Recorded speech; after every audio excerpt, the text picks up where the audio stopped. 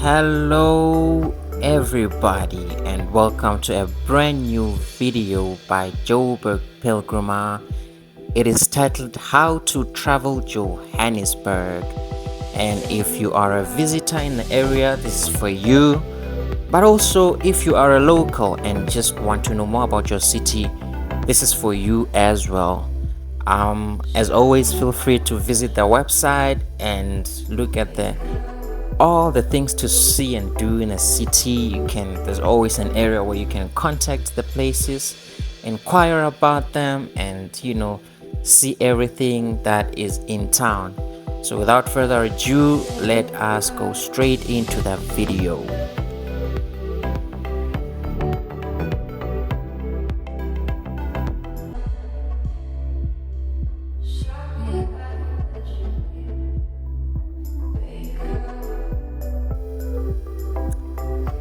Johannesburg is divided into 5 parts, and the part that is called Johannesburg is not the best part of Johannesburg.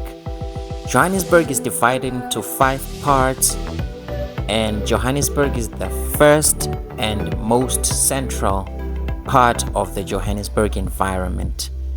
And in urban planning terms, Johannesburg is the CBD, so the Central Business District. The 4 other parts in Johannesburg or around Johannesburg are named in reference to the CBD. They are identified by the compass directions. They are the north, the south, the east, and the west. So the south would be in the south of Johannesburg Central. The north would be in the north and south side of central Johannesburg, as well as the east and the west.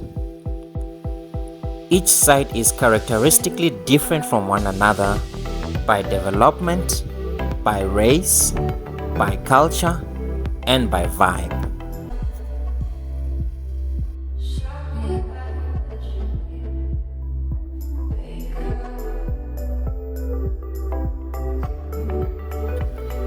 Let us start our conversation with the CBD. The CBD is made up of 7 neighborhoods. That is Domfontein, it's Braamfontein, it's Marshalltown, it's Newtown, it's Fordsburg, it's Hillbrow, and it's Auckland Park.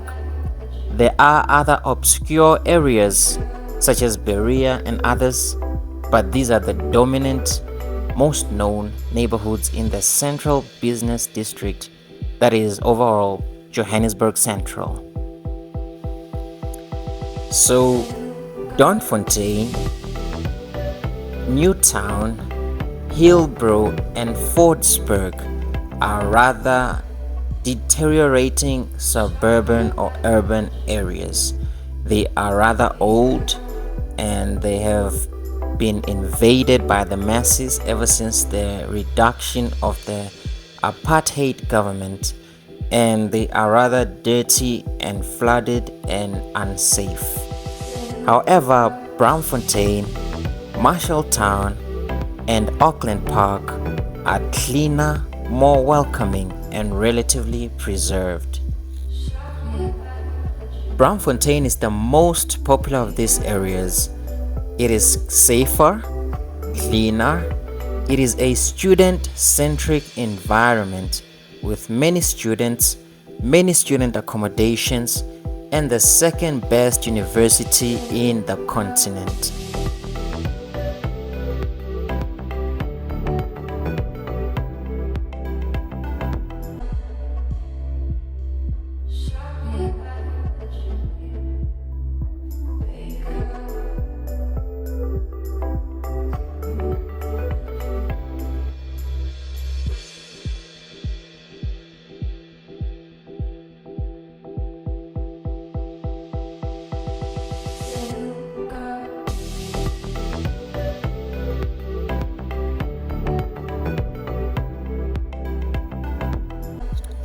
The reason that Domfontein, Newtown, and Hillbrow are deteriorating areas is because they are relatively old developments. After the segregation, there was a large influx of people. However, the influx was not monitored, it was not done in an orderly manner, and therefore there was a disregard of the city, and the city was treated with contempt.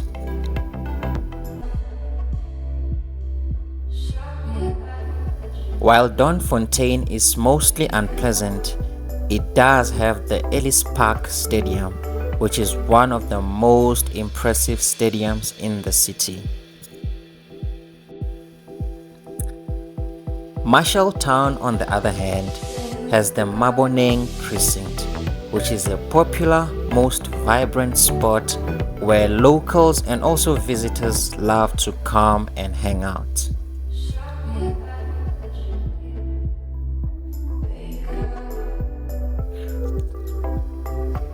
Newtown is a cultural precinct. It has the Museum Africa, it has the Market Theatre, and it has generally a culture or cultural theme all around the streets. However, Newtown still is a rather deteriorating area.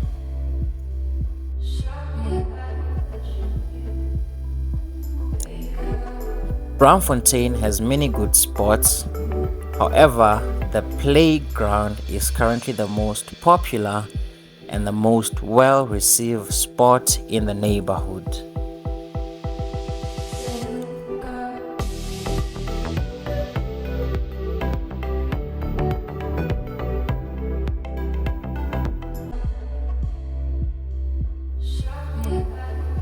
Auckland Park is a very quiet neighborhood, a little suburb, and doesn't have many things happening. However, it does have the SABC, which is the largest TV broadcasting company in South Africa, and it has two campuses of the University of Johannesburg, as well as the Linfield House Museum.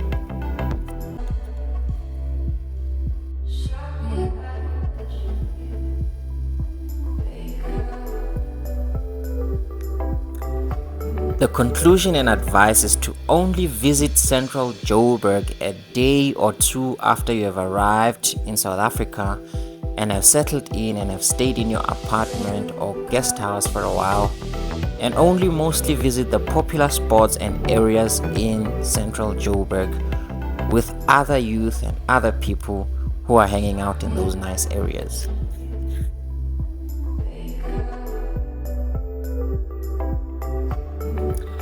Secondly, and most confidently, it is Johannesburg North. When you exit central Johannesburg through Hillbrow, through Braamfontein, or through Auckland Park, you immediately enter Johannesburg North.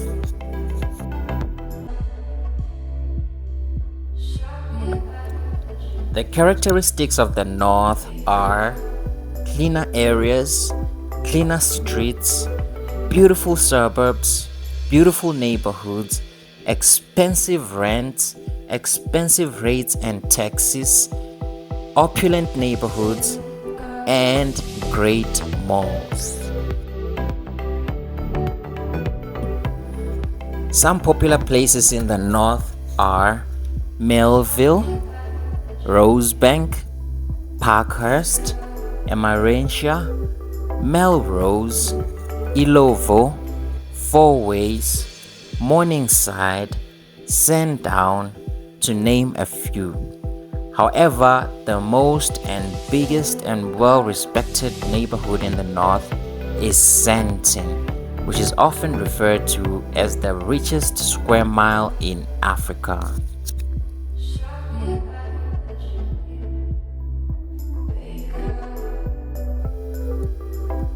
In essence, this is the place that is recommended to find a place to stay at when visiting, and it's also the place where locals go to when they become successful.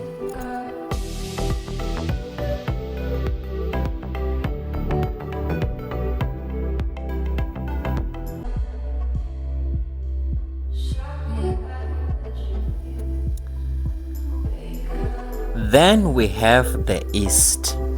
This is a good time to mention the fact that these places in Johannesburg or around Johannesburg are structured like this due to the segregation era of South Africa. So the East is a place where black people were placed, and this is where they used to stay from the past, and the effects of the segregation can still be seen today.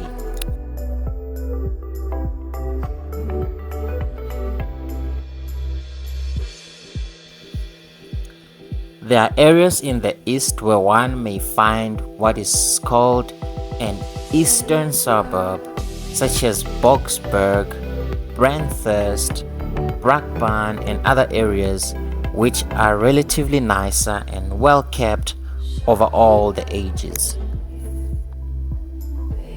However, it is important to note that an eastern suburb can never be a northern suburb. Nonetheless, in the East, it is a very comfortable and very nice and lovely place to stay in.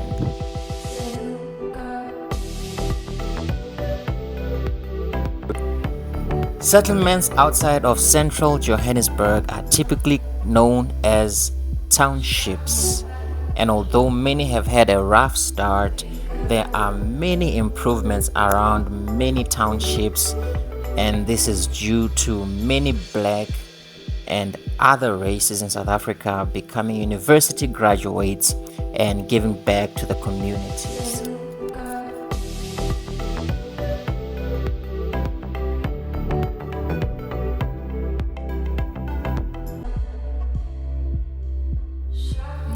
The South is a kind of cultural precinct or some sort of a museum, and you're going to understand what I mean in just a moment.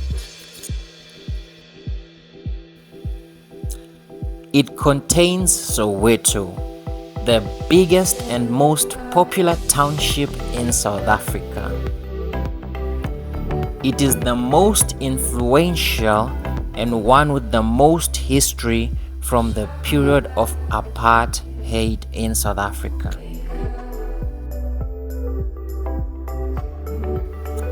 It contains the Mandela House, a place where the man once lived in during his lifetime that has now been turned into a museum that people can visit and see and look around.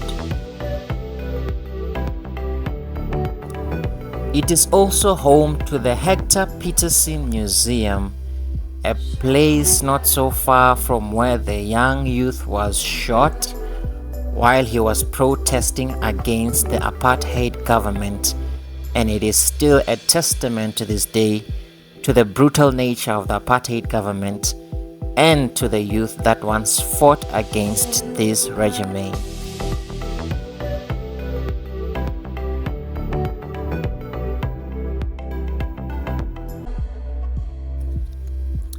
Soweto also has the most famous Vilakazi Street, which maintains the township spirit, an atmosphere that black people have felt ever since the chains of apartheid have been released. It has the food, the culture, the commodities to buy, and the vibes.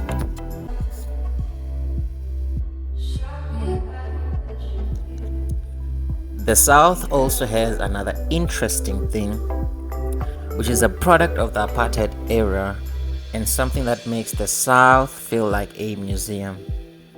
The South has a neighborhood called Lenasia, and this is a place which is predominantly Indian. So there's a neighborhood in the South that is largely populated by Indian people, a structural thing that was brought about by the apartheid government.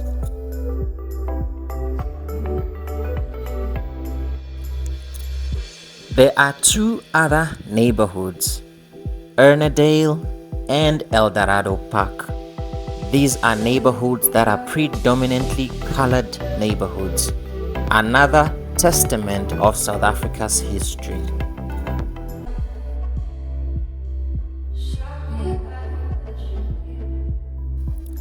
It is important to note that South Africa has since become diverse, and one can find any person of any race and in any place today.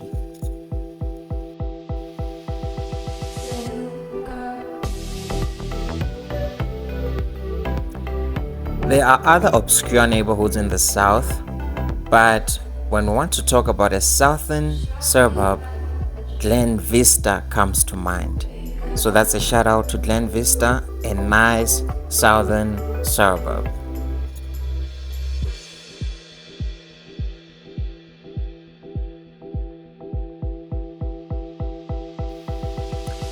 Johannesburg West is like the quiet kid in class. It is not too out there, but it's in the class. So Johannesburg West is made up of two dominant and rather large neighborhoods. That is Honeydew and Roodepoort. These ones are so vast that they make up most of the West. However, there are other obscure Western neighborhoods.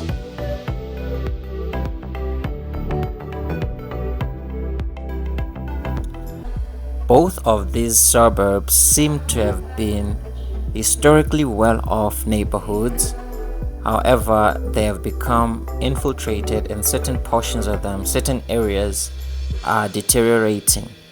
But nonetheless, they are still dominantly precious, lovely, and secure in the West.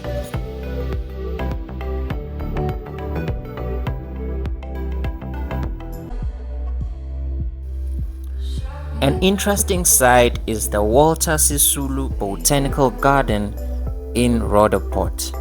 It's an interesting place to visit, interesting views, scenic views, vistas, and it's a nice place to go and check out.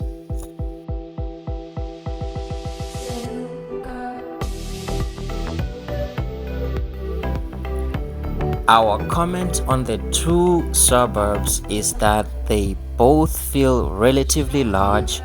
They feel large to travel, to drive around, while many neighborhoods around every other parts of Johannesburg feel rather small, especially the northern suburbs. It's easy to get to the next one after coming from the first one, but the western two suburbs are rather large and it takes some time to travel. However, it feels like a backyard environment, just a quiet place, its very own kind, which is why each part of Johannesburg is its own place. It is unique, it is characteristically different.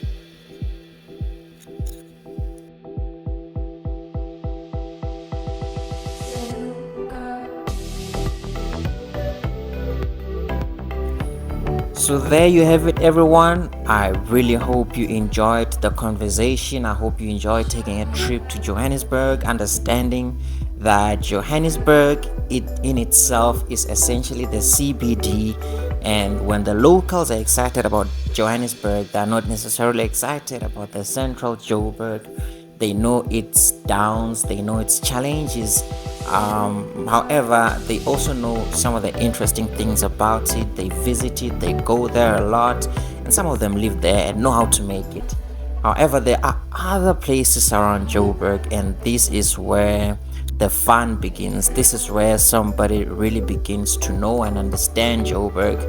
Let us know which part is your favorite. We obviously like the north, we stay in the north, but to understand that each and every side of Joburg has something that the other doesn't have. And every once in a while, when a person is in a good place in their lives and they have time on their Saturdays or any other day of the week, it is very good to visit a different part to get a different vibe. But when somebody goes to the townships or the most remote areas or the areas without popular attractions, it's important to be careful. It's important to be streetwise. It's important to be very sharp. So good luck on your travels, and we hope you enjoy Johannesburg. We hope this helps you to navigate it much better, and also incorporate the resource of the website seeing all the places that we have listed. There are so many passionate owners who passionately run amazing experiences, things to see, things to do, places to eat, places to stay. You can go there and find all the lovely place around Johannesburg. Good luck in your travels and happy